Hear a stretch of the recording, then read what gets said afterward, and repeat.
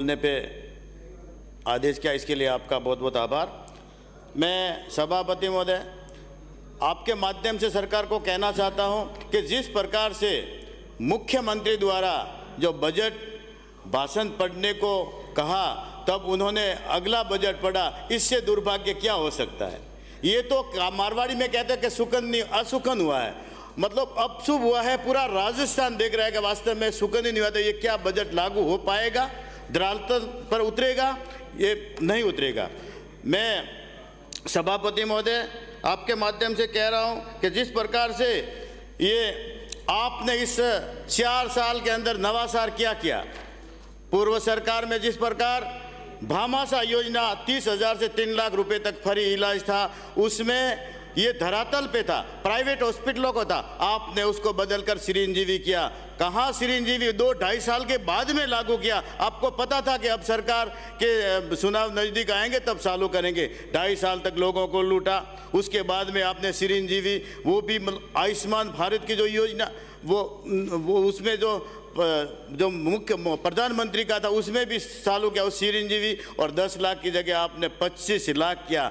अर्थव्यवस्था क्या है, राजस्थान को कहाँ ले जाओगे, लागू किया है आपने। जिस प्रकार से अन्नपूर्णा रसोई योजना पहले हमारी सरकार में लागू किया था, अन्नपूर्णा एक माँ का, एक अन्न देवता का नाम आता है, इंदिरा गांधी रसोई योजना, वो भी 2-2.5 साल के बाद में जब कोरोना में ही चालू किया होता तो कम से कम लोग इधर उधर भटकते थे, उनको मिलता। मैं धन्यवाद देता हूँ पूर्व सरकार के, तो 2003 से 8 तक रही अक्षकलव्य योजना, 5 रुपये में भरपेट भोजन मिलता था।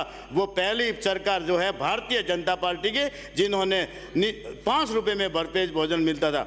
कम से कम अगर नकल में भी अकल लगाई होती तो नवाचार किया होता।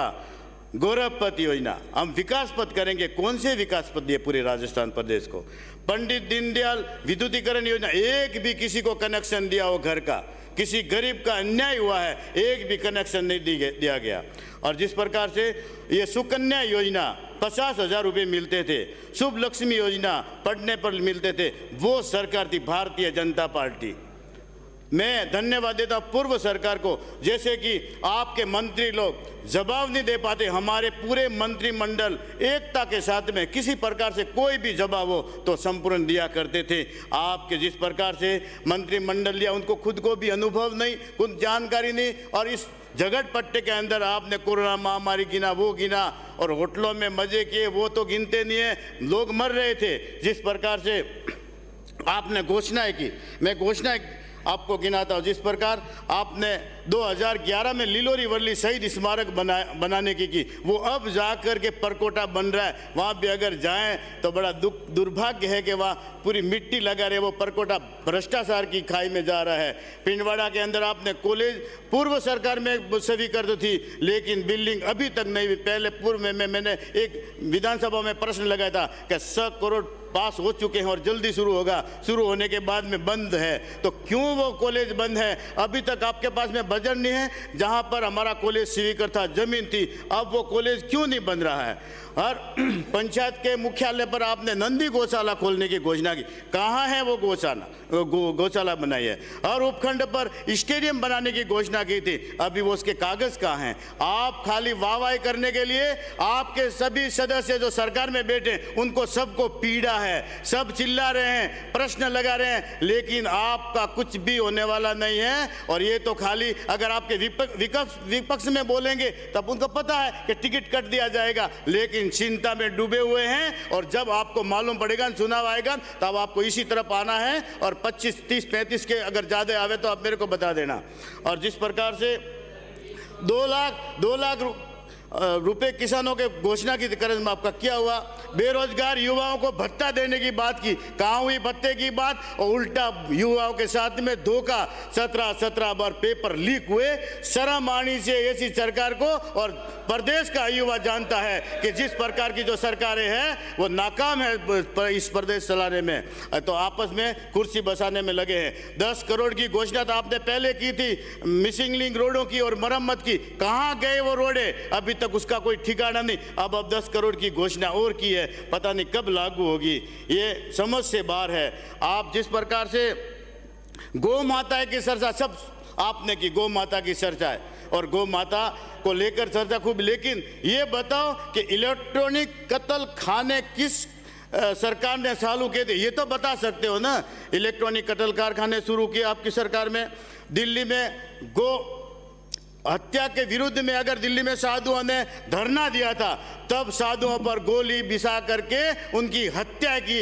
इसके ऊपर क्या हो सकता है? जहाँ श्रीमती इंदिरा गांधी प्रधानमंत्री थी, ऐसे हमारे प्रधानमंत्री नरेंद्र भाई मोदी, जो आप कह रहे हो कि एक सब पर भारी, तो वो नहीं कह रहे, हम कह रहे, पूरे देशवासी कह रहे हैं कि हम जो नरेंद्र मोदी सब पर भारी है, वो जनता कह रही है, पूरे विश्व के लोग कह रहे हैं। आज देश और दुनिया में आज उनका एक सबका साथ सबका विश्वास, सबके साथ वो जिस प्रकार का नारा है, वो नरेंद्र भाई मोदी है, जिन्होंने देश और दुनिया में उन्होंने नाम कमाया है। आज विदेशों में जाते हैं, सब नतमस्तक होते हैं, वो ऐसे प्रधानमंत्री नरेंद्र भाई।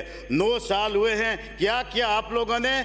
जैसे गौ माता के नाम पर अब चर्चाएं करते हो, अब जय श्री राम के नारे लगाते हो, अब नाव डूब रही है ना, तब आपको यादें आती है सारे कारनामे आप जिस प्रकार से ये कर रहे हो, जो किसी से छुपे हुए नहीं है। और जिस प्रकार की बजरी पे चर्चा हुई, हमारे बहुत ही विद्वान साथी शिवगंज सिरोही से आए हैं, वो सलाहकार हैं, और बजरी के विषय में आपने 1700-1600 रॉयल्टी करके जनता को लूटा है।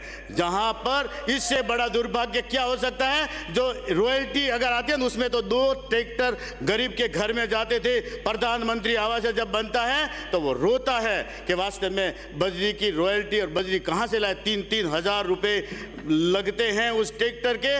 मैं सभापति महोदय आपके मार्फत कहना चाहूँगा कि जिस प्रकार से ये सलाहकार जो मुख्यमंत्री को उस समय अगर चिल्लाए होते हैं, जब टेंडर हुए थे उस समय तो हमने कहीं विरोध किया, धरने प्रदर्शन किए, और हमारे प्रभारी मंत्री जी चौधरी साहब वहाँ सिरोही में आते, इनको भी हमने ज्ञापन दिया। तब उनको लगा कि वास्तव में अगर मैं अब चुनाव के सर पे है तो मैं नहीं बोलूँगा तो मेरे ऊपर पड़ेगा, तो उन्होंने फिर वाहवाही लूटने के लिए, जबकि जनता समझ चुकी है ये तो खाली झूठ का पुलंदा है और पढ़ाया गया बजट मैं समझता हूं कि कुछ होने वाला नहीं है। और आप जिस प्रकार से सरकार में बैठे हुए ये घमंड ना करें कि हम सब कुछ कर लेंगे, लेकिन अभी तक स्कूलों की हालत देखी होगी आपने। स्कूलों के अंदर कमरे नहीं हैं, स्कूल जो रमसा का बजट आता कहाँ गया? एक भी पैसा स्कूलों में नहीं लग रहा है। हॉस्पिटलों की आपने दशा देखी होगी, हॉस्पिटलों के अंदर मेरे विधानसभा के अंदर एक भी महिला विशेषज्ञ डॉक्टर नहीं। मामूली सामान्य डिलीवरी के अंदर 17-17 हजार रुपये लूटे जा रहे हैं। इससे दुर्भाग्य क्या हो सकता है? आज हॉस्पिटलों के अंदर कोई डॉक्टर नहीं है, PSC CHC कहीं खोली नहीं। किवरले में खूब दूर पड़ता है लोगों का, वहाँ PSC खोलने की जगह अलॉट की, लेकिन अभी तक कोई खोली नहीं। मैं तो सभापति महोदय आपके मार्फत ये कहना चाहूँगा, जिस प्रकार से स्कूलों के अंदर आपने इंग्लिश मीडियम खोला, अध्यापक कहाँ है इंग्लिश मीडियम के?